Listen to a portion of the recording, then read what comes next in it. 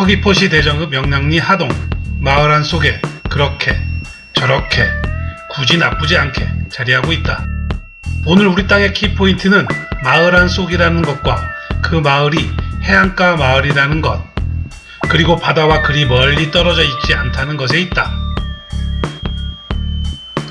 지목 및 면적. 지목은 전이고 면적은 1061제곱미터 321평이다. 마을 안 속에 있는 대지는 아니지만 면적 적지 않아 넓고 좋다. 그냥 농지로 사용하기에도 적지 않은 면적. 작은 건 문제가 될 수 있지만 넉넉한 건 결코 문제가 되지 않는다. 여하튼 면적 괜춘. 매매가. 우리 땅은 최초 의뢰가에서 가격이 상당히 내려왔다. 최초 의뢰가는 평당 80만원인 2억 5,680만원이었다. 결코 그 가격도 비싼 것이 아니었다.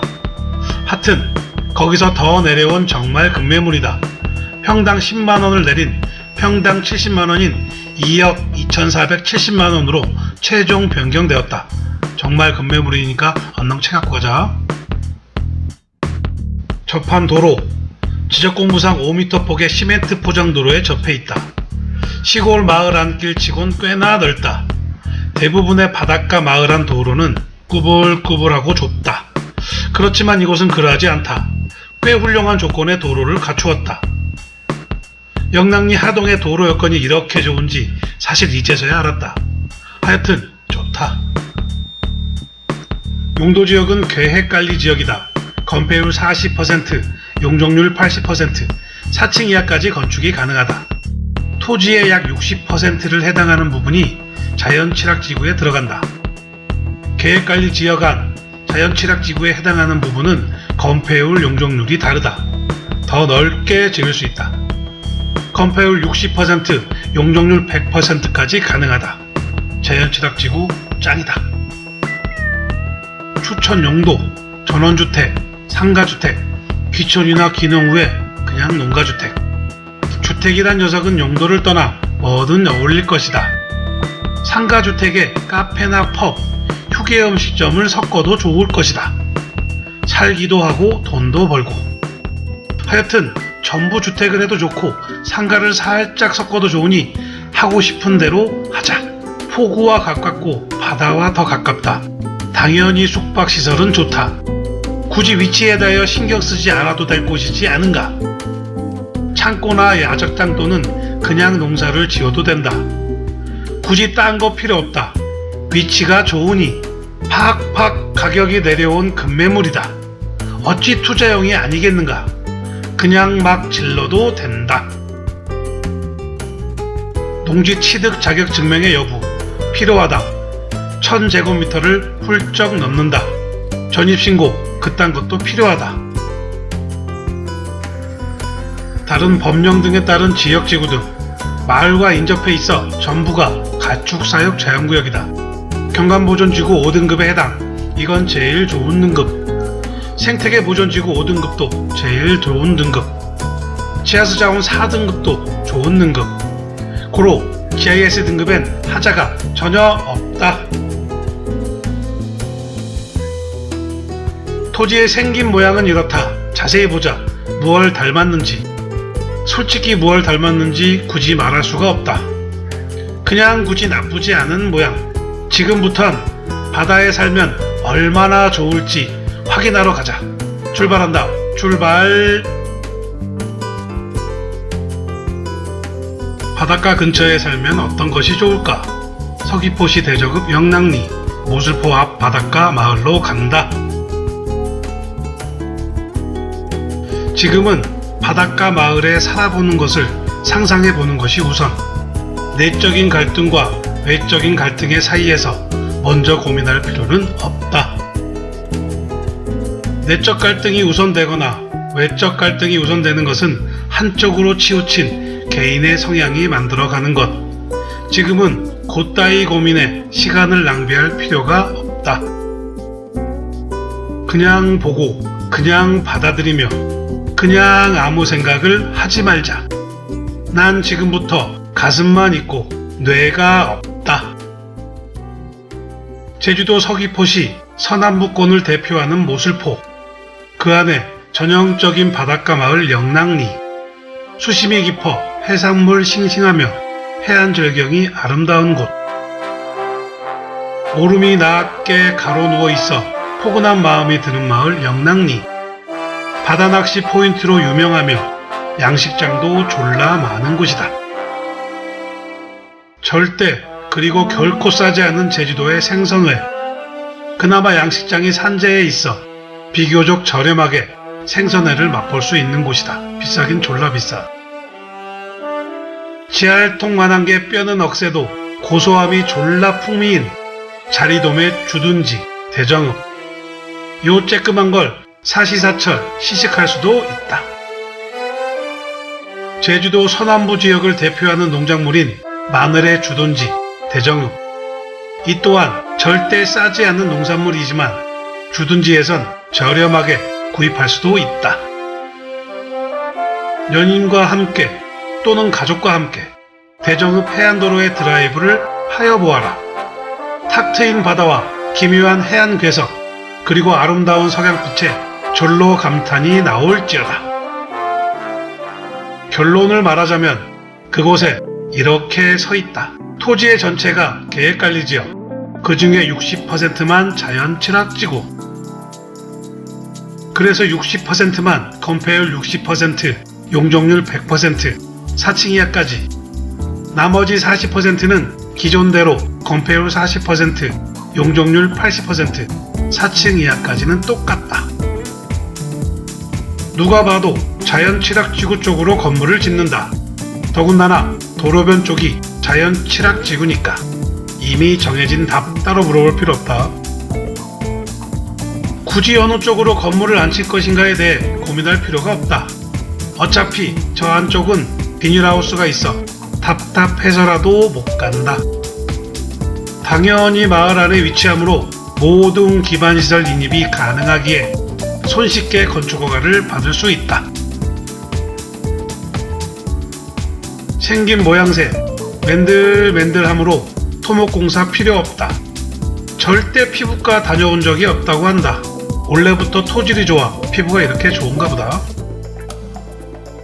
타고난 토질에 선량한 관리자의 노력으로 토지의 외형은 어느 한 곳 나무랄 곳이 없다. 언제나 보기에 좋은 것이 사용하기에도 좋다. 저 시원한 모슬포 앞바다를 감상해보자. 저 바다와 얼마나 떨어져 있을까? 직선으로 336m. 요 정도만 떨어져야 진짜 바닷가 마을이라 말할 수 있다. 요 정도만 떨어져야 해안가에 산다 라고 말할 수 있다. 적어도 내 방에서 철썩이는 파도 소리를 들을 수 있어야 과연 바닷가 인근에 사는 것이 좋은지 나쁜지를 알 수 있다. 적어도 이 정도는 되어야 바닷가 근처에 살며 외적 갈등과 내적인 갈등에서 고민을 해볼 수 있다. 내적인 갈등과 외적인 갈등이 서로 충돌을 해봐야 계속 바닷가 인근에 살지 다시는 쳐다보지도 않을지에 대해 확실한 결론에 다다를 수 있다. 너무 가깝지도 않고 멀지도 않은 적당히 떨어진 곳 336m. 생각보다 졸라 금방이다. 벌써부터 갈등할 필요는 없다. 절대 바람이 세거나 태풍이 몰아치지는 않는다. 오히려 제주에서 가장 따뜻한 곳 중에 하나. 처음부터 지금까지 갑자기 궁금해지는 것. 바닷가에 살면 어떤 것이 좋을까? 지금은 갈등할 필요 없이 이것만 궁금해하자. 바닷가에 살면 어떤 것이 좋을지 다 같이 한번 나열해 짚어보자. 렛츠고. 싱싱한 해산물 바로바로 공수. 시간 날 때마다 바닷가 앞에서 치맥, 소맥, 병나발에 인생을 허비할 수 있다. 한 번쯤은 저렇게 막 살아보는 것도 결코 나쁘지 않다. 생명의 위험을 다수 느끼는 바다 수영, 스노클링. 혹시 수영을 못한다 해도 괜찮다. 그냥 바닥을 거닐면 된다. 까짓것 죽기밖에 더 하겠는가? 난 그냥 바닷가에 산다는 그 이유 하나만으로 만족한다. 다른 이유와 목적도는 목표가 아니다. 그 이유면 충분하다. 맑은 날, 궂은 날 상관없는 해안도로의 산책. 어떤 생각을 하던 어떤 고민을 하던 간에 굳이 상관없다. 그냥 이런 풍경을 벗삼아 거닐 수만 있으면 된다. 남들보다 손쉽고 용이하게 우울증을 만들 수 있다. 돈 주고도 못 만드는 것이 바로 그것.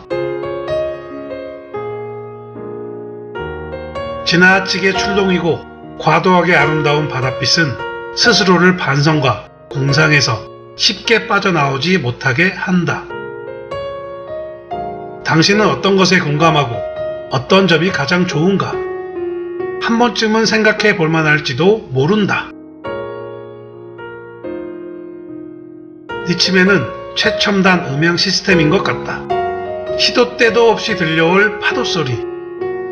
빗대기가 아플 정도. 아주 가끔 들려올 백고동 소리와 섞인 아날로그식 음향 시스템은 비소리보다 내 심장을 편안하게 할 것만 같다. 내가 바다를 좋아하는 이유 같은 건 굳이 필요하지 않다. 그냥 보면 좋고 그냥 동경스러우면 될 일. 내가 바다를 좋아하는 이유가 무엇이든 간에 각자만의 동기부여로 적어도 한 번쯤은 바닷가에 살아보는 상상과 관심을 가져볼 만할지도 모른다.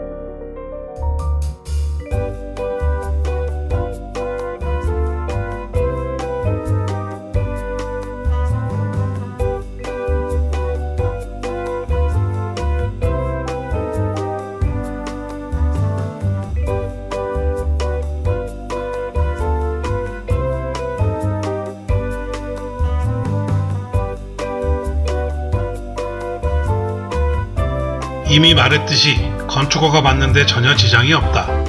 따로 니치맨에게 물어볼 필요는 없을 것이다. 다만 많은 사람들이 아직도 헷갈려하는 내용이 있어 이것만은 확실히 알고 넘어가야 한다는 생각에 몇 가지 정리를 해보려고 한다. 이미 여러 번 말했듯이 1000제곱미터 이상이 되는 농지를 구매할 경우 농업경영을 목적으로 농지취득 자격증명을 발급받아야 한다. 이 경우 제주도 농지기능 강화 방침에 의거 1년 이상의 자격 조건을 충족해야만 건축허가를 받을 수 있다. 물론 예외 조항은 있다. 시행일 이전에 취득한 농지는 1년의 제한기간 규정을 적용받지 않고 정당하게 건축허가를 받을 수 있다. 현행 조례법상 농업경영을 목적으로 취득하는 농지에 대해서는 1년의 자격기간을 거친 후에야 농지 전용을 신청할 수 있다 라고 되어 있어 그러하다. 많은 사람들이 헷갈려하는 것이 바로 여기다. 농업경영 목적과 주말 체험 용농. 1000제곱미터 이상의 농지는 농업경영 목적으로만 농지취득 자격증명을 받을 수 있다. 달리 말하면 1000제곱미터가 넘지 않는 농지는 주말 체험 용농으로 농지취득 자격증명을 받을 수 있고 이 경우 1년의 자격기간이라는 자격조건에도 해당하지 않는다는 것이다. 쉽게 말해 취득 후 바로 건축허가를 받을 수 있다는 것. 일단 유권 해석은 이렇다. 여기서 또 한 가지를 우리는 반드시 명심해야 한다. 1000제곱미터를 넘지 않아 의무 자격기간에 해당하지는 않는다 하더라도 결코 안심을 하여서는 아니 된다. 아마도 모르면 몰랐지 건축 인허가 담당자님의 따가운 눈총이 분명 있을 것이며 열의를 다해 건축허가를 막아보려는 열정도 보이실 것이라는 판단을 유추해 볼 수도 있어야 한다. 이 모든 것은 담당자의 재량이 100%를 차지하기 때문이다. 현명하고 슬기롭게 잘 헤쳐나가보자. 그렇다면 우리 땅을 구입해 1년 안에 건축허가를 받아 건축행위를 해야 한다면 어떻게 하는 방법이 가장 좋은 것인가? 방법은 딱 두 가지. 인상을 쓰던 눈총을 쏘아대던 취득 후 그냥 건축허가를 넣는 방법과 현재 토지 소유자 앞으로 건축허가를 받은 후에 소유권 이전을 완료하면 될 것이다. 그 이유는 우리 땅은 시행일 이전에 취득한 농지이기 때문에 가능한 것이다. 경우의 수를 심하게 두는 말을 주저리 했지만 사실 그리 어렵거나 까탈스럽지 않으니 벌써부터 머리가 아프거나 겁낼 필요는 없겠다.